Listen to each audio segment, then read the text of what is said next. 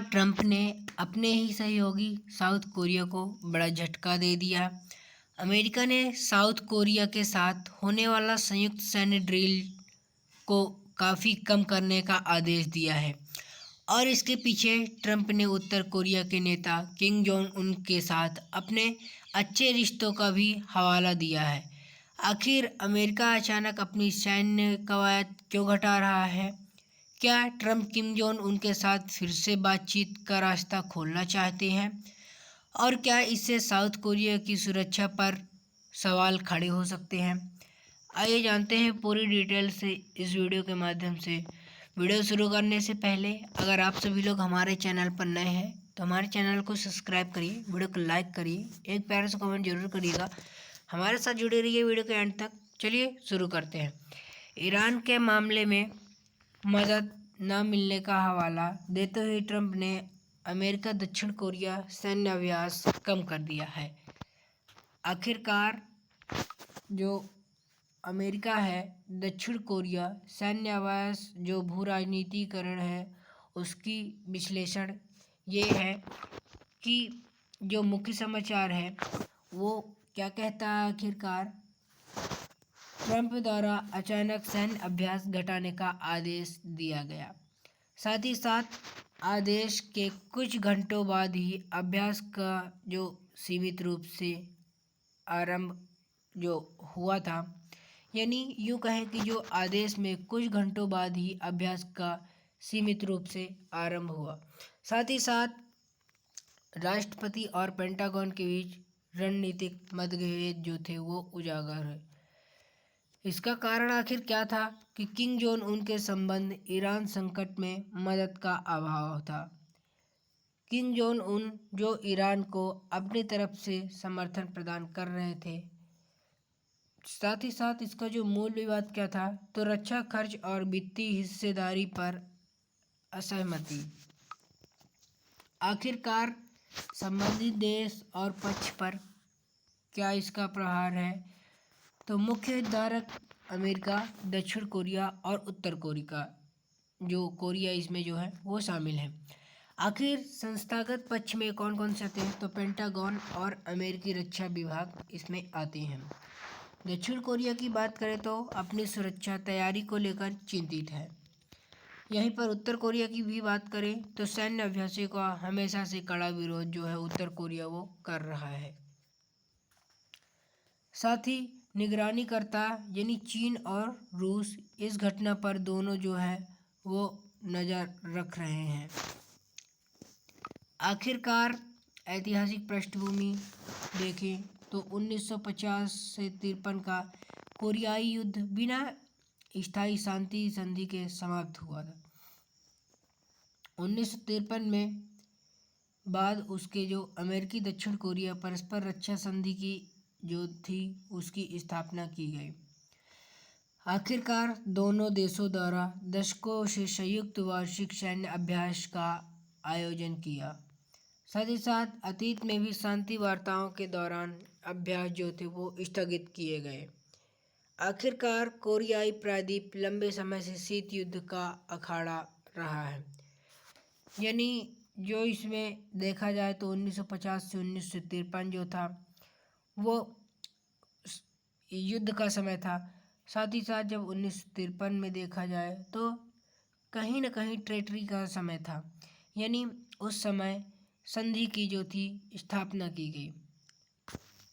आखिरकार अमेरिकी नीति और कार्यकारी जो अधिकारी हैं वो क्या कहते हैं तो अमेरिका फर्स्ट नीति गठबंधन यानी प्रतिबद्धताओं पर भारी पड़ी है। आखिरकार जो अमेरिका की नीति थी वो इन प्रतिभाओं पर भारी पड़ी है। साथ ही साथ पारंपरिक सुरक्षा संधियों पर वित्तीय बोझ कम करने का प्रयास जो है वो किया गया। आखिर व्यक्तिगत कूटनीतिक किम जोंग उन के संस्थागत निर्णयों पर प्राथमिकता की गई। साथ ही सहयोगियों से रक्षा खर्च का जो अधिक भुगतान मांगने का आक्रामक नीति जो है वो बनाई गई। आखिरकार कमांडर इन चीफ के अचानक निर्णय के संस्थागत संतुलन जो है वो प्रभावित हुआ। साथ ही साथ सियोल जो उसकी चिंता बनाम प्योंगयांग का लाभ, यानी दक्षिण कोरिया जो जिसे सियोल कहा जाता है, अमेरिकी सुरक्षा कवच जरूरी अभ्यास सीमित होने से कुछ चिंताएं जो हैं, उसकी जो कुछ सुरक्षा चिंताएं वो बढ़ी है। रक्षा खर्च बढ़ने का भारी दबाव और सत्य रक्षा की मांग तेज उठी है। आखिरकार यहीं पे उत्तरी कोरिया यानी प्योंगयांग क्या कहते हैं, तो इन अभ्यास को हमले की तैयारी मानता था। अभ्यास घटने से कूटनीतिक बढ़त जो है वो मिली और मिसाइल विस्तार जारी रहा। आखिरकार सैन्य अभ्यास और सामरिक महत्व क्या है, तो मुख्य उद्देश्य संभावित उत्तर कोरियाई आक्रमण को रोकना, साथ ही साथ दोनों देशों की सेनाओं के बीच आपसी तालमेल मजबूत करना, लड़ाकू विमानों और नौसेनाओं की त्वरित तत्परता जांचना, और कहीं न कहीं अभ्यास सीमित होने से सेना की जो वास्तविक युद्ध का क्षमता है उसमें गिरावट लाना। प्रतिरोधात्मक क्षमता बनाए रखने के लिए जमीनी अभ्यास अनिवार्य है। आखिरकार क्षेत्रीय भू राजनीति में इसका क्या बदलाव पड़ता है, क्या असर है। पूर्वी एशिया में शक्ति संतुलन अमेरिका के पश्चिम से खिसका। आखिरकार शक्ति शून्यता से चीन को इस क्षेत्र में प्रभाव बढ़ाने का अवसर मिला। साथ ही साथ जापान अपनी क्षेत्रीय सुरक्षा रणनीति को लेकर अत्यधिक सतर्क हुआ। ताइवान जो जलमंडल है, उस जो बंदरगाह है, उसकी सुरक्षा पर भी इसका अप्रत्यक्ष असर जो है दिखा। आखिरकार हिंद प्रशांत क्षेत्र में क्षेत्रीय गठबंधन यानी जगवाता गठबंधन प्रणाली पर सीधा दबाव पड़ा है। यहाँ मैप में आप सभी लोग देख सकते हैं कि चीन का जो एरिया है ये पूरा है। यहाँ पर जापान भी देखने को मिल रहा है, ये वाला हिस्सा। ताइवान यहाँ पे है ही, ये छोटा सा हिस्सा, ठीक है। तो इसमें आगे की राह हम देखें तो वैश्विक प्रभाव और गठबंधन संकट क्या असर पड़ा है इसका, तो नाटो एक जो है अन्य अमेरिकी सहयोगी से संशय की स्थिति उत्पन्न जो है वो कर रहा है। आखिरकार अमेरिका की सुरक्षा गारंटी और विश्वसनीयता पर इसका वैश्विक स्तर पर सवाल उठे। साथ ही साथ बहुपक्षीय सुरक्षा संधियों की जगह द्विपक्षीय सौदेबाजी ने आखिर यहाँ पे जगह ली। साथ ही साथ वैश्विक स्तर पर परमाणु अप्रसार प्रयासों को गंभीर झटका लगा है। आखिर विरोधी खेमों को अमेरिकी नीति के अस्थिरपन से मनोवैज्ञानिक बढ़त जो है मिली है। साथ ही साथ भारत के दृष्टिकोण से प्रभाव। भारत हिंद प्रशांत क्षेत्र में स्थिरता और शांति का प्रबल समर्थक है। अमेरिकी गठबंधनों ने इसमें जो अमेरिकी गठबंधन है उनमें ढील से क्षेत्र में भारत की रणनीति जिम्मेदारी जो है बढ़ी है। आखिरकार नई दिल्ली अपनी रणनीतिक स्वायत्तता पर जो है अड़िग रहेगी। साथ ही साथ एशियाई सुरक्षा परिदृश्य में भारत दक्षिण कोरिया सहयोग अब अधिक महत्वपूर्ण है। साथ ही साथ महाशक्तियों के बदलते और अस्थिर रुख पर भारत की पैनी नज़र है।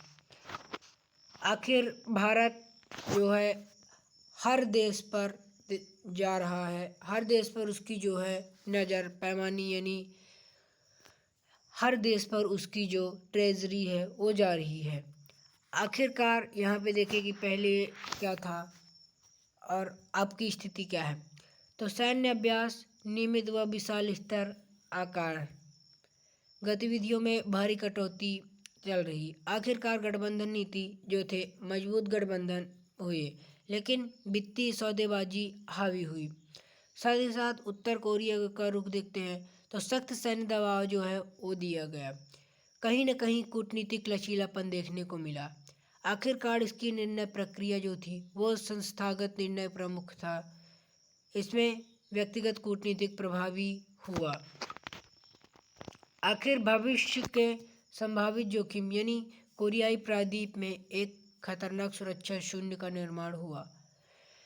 दक्षिण कोरिया द्वारा स्वतंत्र परमाणु हथियार विकल्प विकसित करने पर विचार जो है वो किया गया। आखिरकार दबाव घटने से उत्तर कोरिया भविष्य में और अधिक आक्रामक रुख अपनाएगा। एशिया में अमेरिकी सैन्य उपस्थिति और प्रभाव के कमज़ोर होने पर गंभीर खतरा जो है वो बना रहा। आखिर क्षेत्रीय शक्तियाँ चीन जापान के बीच नए और अस्थिर सैन्य संतुलन का उदय जो है वो हुआ। आखिरकार इसमें सामग्री निष्कर्ष एवं विश्लेषण क्या आया, तो राष्ट्रीय सुरक्षा और वित्तीय लागत के बीच का जो नाजुक संतुलन है वो बिगड़ गया। आखिर कूटनीति के लिए सैन्य तत्परता से समझौता करना एक उच्च जोखिम वाला कदम है। महाशक्तियों के लिए अपने सहयोगी का भरोसा बनाए रखना अनिवार्य है। आखिरकार भू राजनीतिक स्थिरता केवल व्यक्तिगत संवाद पर निर्भर नहीं रह सकती, साथ ही साथ बदलती वैश्विक व्यवस्था में रणनीतिक आत्मनिर्भरता ही एकमात्र जो है वो सुरक्षित का समाधान है। तो आई होप वीडियो आप सभी लोगों को अच्छी लगी होगी। अगर हमारी वीडियो अच्छी लगी है तो हमारे चैनल को सब्सक्राइब करिए, वीडियो को लाइक करिए, एक प्यारा सा कमेंट जरूर करिए। मिलता हूँ नेक्स्ट वीडियो में, तब तक के लिए जय हिंद, वंदे मातरम।